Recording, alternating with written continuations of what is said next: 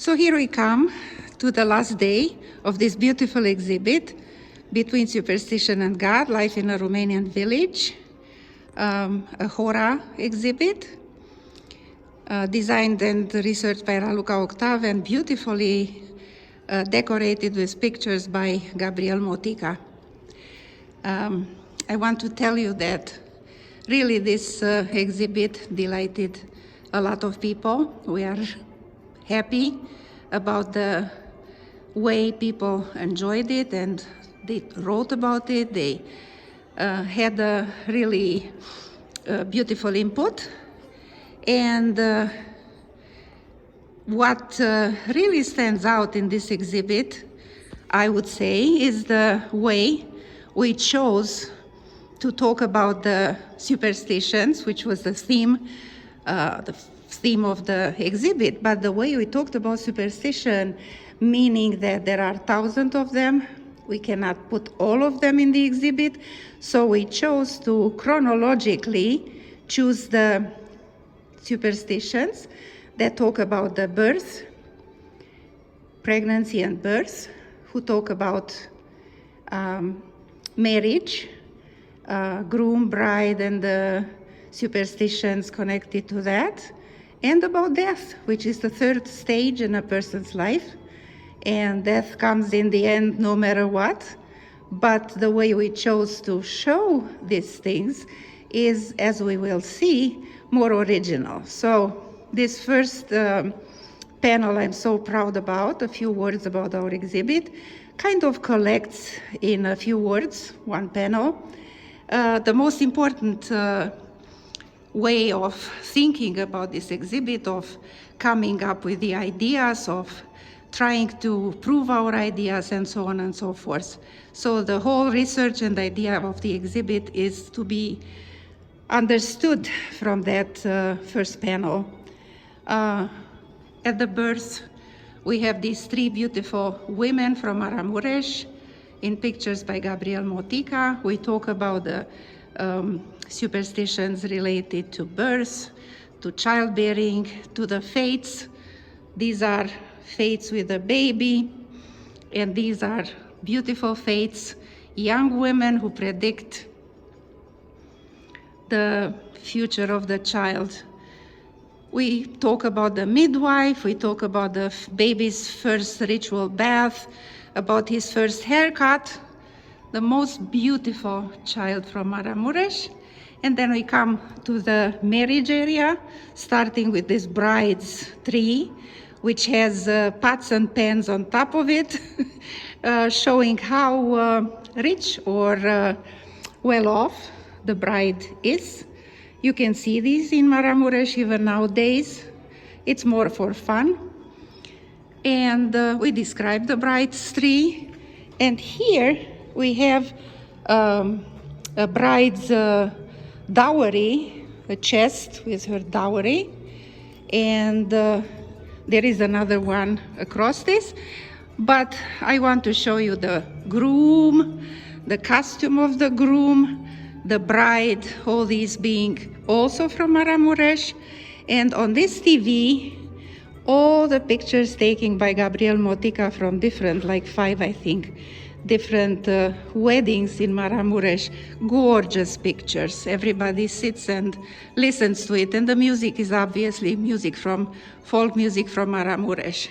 These are the bride and groom that we try to show. Beautiful people. This jacket is from wonderful, wonderful Didri, who donated it to us because she came to visit the exhibit and because she bought it in Romania when she was cold. It's gorgeous. And she didn't have really a use for it here. She said the best use would be to donate it to Horan. So she did. And we are forever grateful. The second chest with the dowry of the bride. And here is the panel talking about death. Now, I didn't want a funeral thing. I didn't want something somber and black and dark. I wanted something for people to be interested in. So, what these are, they are breads, funeral breads, made for the funeral rites of people who passed away at the 9th day, at the 6 months. First is 40 days, then 6 months, then 1 year. So every time the language of these breads is different. And the person who knows in the village would know exactly when they see the decoration of one of these breads, what stage after the death of a person the rite is. So I thought that this is an interesting part.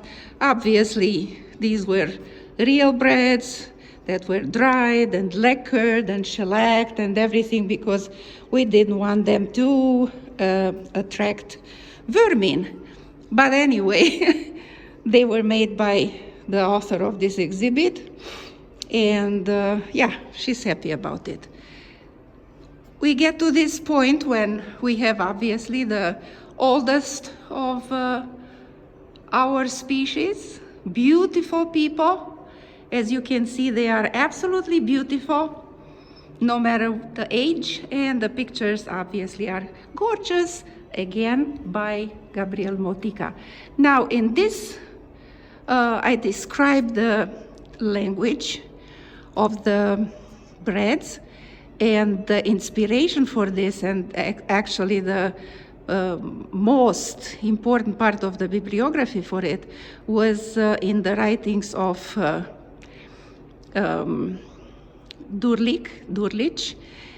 He's a Romanian from Serbia, or a Serb Romanian. Anyway, the language of the breads, it's Romanian, but he lives in Serbia. But obviously he's Paun Durlic. He's a fantastic researcher. You can see the breads here that inspired me to bake them and make the models. Superstitions about death.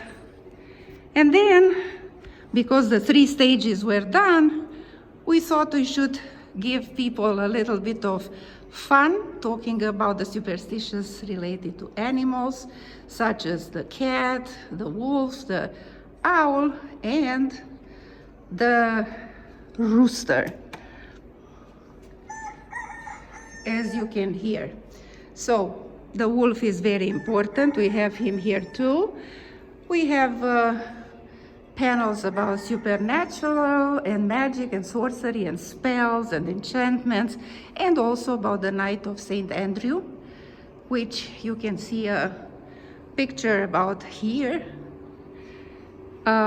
Wonderful, wonderful display, which could have never been done without Chad Boller, who used his imagination and skills to build this beautiful fire, because the night of St. Andrew is a night when, against all the evil spirits, you have to build fires and you have to use garlic. So here we are. Chad again, Chad Boller, who sculpted these fantastic vampire steaks. He's the best. And then you have here a type of a spell that an older woman does for a facatura, which means that that person was tied by a spell against her and she's trying to untie her. And this is the fantastic photographer, Gabriel Motica. He's the one who allowed us to use his pictures and make this exhibit a beautiful, beautiful exhibit. In the center there, you see the paparude. We have these girls trying to dance and bring the rain. Beautiful again. And that's how our exhibit ends. I hope you have enjoyed it. For all of you who had seen it, for all of you who didn't, maybe this will help a little bit. And questions about this exhibit, if you have the curiosity, please call Hora or look at us online. Thank you.